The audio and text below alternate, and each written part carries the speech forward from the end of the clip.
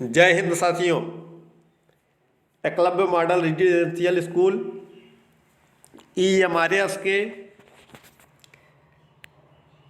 Document verification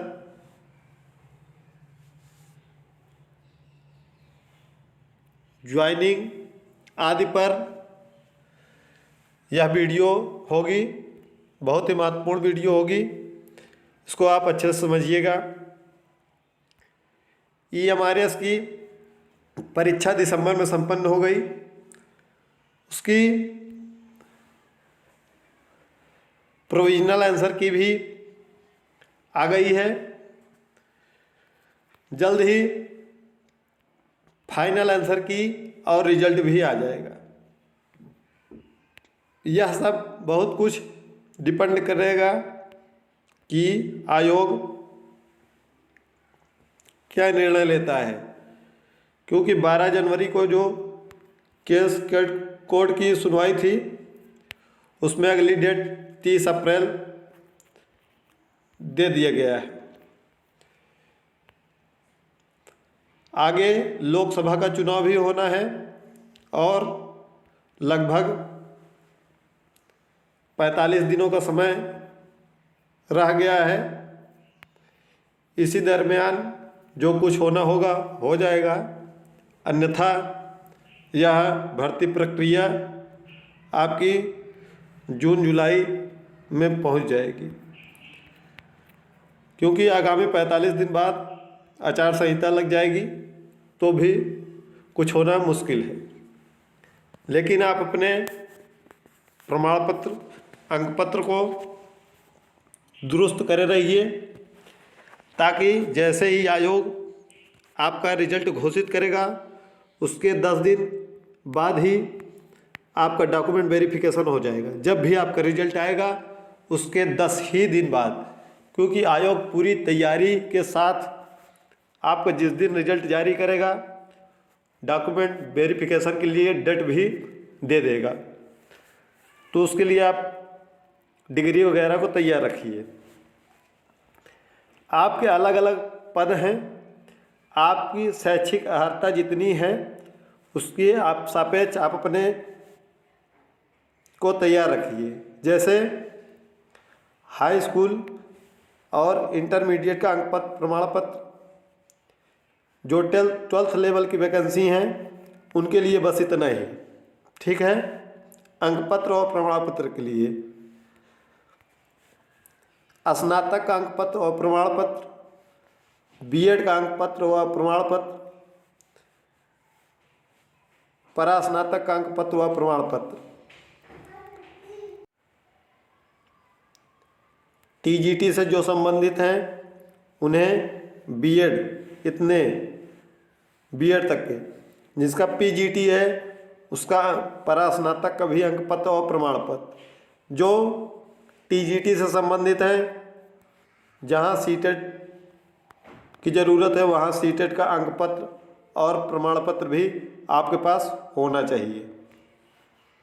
यदि आपके पास degree नहीं है तो अभी डिग्री के लिए आप अप्लाई कर दीजिए, अभी समय मिलेगा। तब तक आपका भले ही न बन के आया रहे, लेकिन आगामी समय में आपको डिग्री की ज़रूरत तो पड़ेगी ही। तो डिग्री के लिए अभी ऑनलाइन आवेदन कर दीजिए और प्रोविजनल के लिए भी आवेदन कर दीजिए। यदि आपकी डिग्री मिलने में समय हो तो प्रोविजनल के लिए आवेदन कर दीजिए। उसके अलावा सीटेट और सीटेट की मार्कशीट और प्रमाण पत्र भी डिजीलॉकर से आप डाउनलोड कर लीजिए और उसका प्रिंट भी रख लीजिए। यदि आप EWS, OBC, SC, ST या PH कैटेगरी से आते हैं तो इनका प्रमाण पत्र भी आप रखे रहिए, होना चाहिए आपके पास। और जितने भी आपके शैक्षिक अर्हता व जाति प्रमाण पत्र हैं सभी 18 अगस्त 2023 के पहले के होने चाहिए। यानी कि आपका OBC सर्टिफिकेट भी 18 अगस्त 2023 के पहले का होना चाहिए, EWS का भी, SC का भी, ST का भी, PH का भी। उसके बाद का वैलिड नहीं होगा। यदि आपका 19 अगस्त को बना है तो यह वैलिड नहीं होगा इसमें। ठीक है, आपकी शैक्षिक अर्हता भी इसमें कंप्लीट होनी चाहिए। यदि आपका बीएड का रिजल्ट 18 अगस्त के बाद आया है, यानी कि 19 अगस्त को आया है या 19 सितंबर को आया, तो भी वैलिड नहीं होगा। ये बात कंफर्म हो गई होगी आपको। वीडियो को लाइक कर दीजिएगा और चैनल को सब्सक्राइब कर लीजिएगा ताकि ऐसी ही अपडेट आपको मिलती रहे। इसके आगे आपको बात करते हैं, जब रिजल्ट आएगा तो पहले कैसे आएगा, ध्यान से इसको समझिएगा। सबसे पहले जब रिजल्ट जारी होगा, जिस दिन आपका रिजल्ट जारी होगा, तो 1.5 गुना अभ्यर्थियों को डॉक्यूमेंट वेरिफिकेशन के लिए बुलाया जाएगा और उन्हीं का रिजल्ट आएगा। ठीक है, मान लीजिए किसी पोस्ट पर, हम मान लेते हैं कोई पोस्ट है टीजीटी का, मान लीजिए टीजीटी इंग्लिश। ठीक है, हम मान लेते हैं कि लगभग 600 वैकेंसी है। ठीक है, तो इसका 1.5 गुना कितना हुआ, 1.5 से आप मल्टीप्लाई कर दीजिए तो 900, यानी कि 900 अभ्यर्थियों को डीवी के लिए बुलाया जाएगा।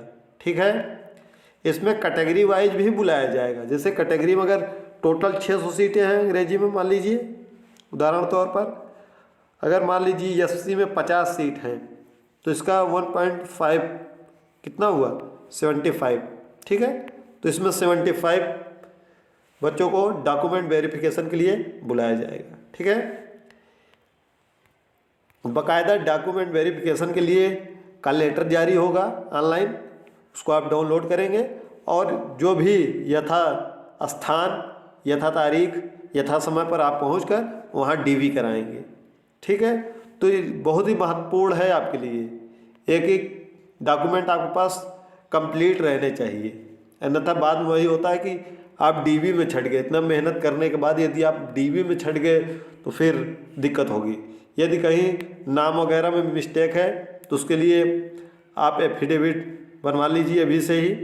ठीक है, उसके बाद जब डीवी हो जाएगी, उसके जस्ट 2-4 दिन बाद, डीवी होने के जैसे ही समाप्त होगी डीवी, 2-4-6 दिन बाद आपका फाइनल रिजल्ट आएगा। जैसे हमने अभी उदाहरण में बताया कि 600 बच्चों के लिए अगर टीजीटी इंग्लिश के लिए रिक्रूटमेंट है और 900 को डीवी के लिए बुलाया गया, तो फाइनल रिजल्ट 600 का जारी होगा।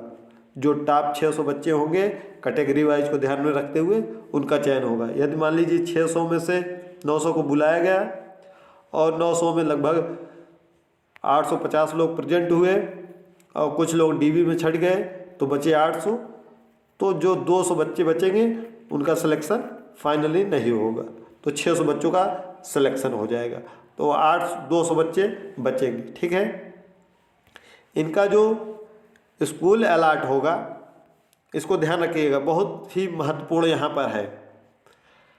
आपका जो रीजनल लैंग्वेज आपने फॉर्म में भरा था और जिस रीजनल लैंग्वेज में परीक्षा दी है, यानी कि आप यदि रीजनल लैंग्वेज आपका हिंदी है तो आपको स्कूल अलॉट करते समय जो भी हिंदी पट्टी के 9-10 राज्य हैं उन्हीं राज्यों में प्रेफरेंस दिया जाएगा, वहीं आपको नियुक्ति दी जाएगी। ऐसा नहीं है कि आप हिंदी पट्टी से हैं तो आपको तेलुगु माध्यम या दक्षिणी भारत में नहीं भेजा जाएगा। भेजा जा सकता है, कैसे? जैसे अभी हमने 600 पद बताया, अगर 600 पद में 400 पद दक्षिणी भारत के हैं, ठीक है, तो और उसमें हिंदी के जो बच्चे हैं 600 में वो लगभग मान लेते हैं 400 हैं और 400 दक्षिणी भारत के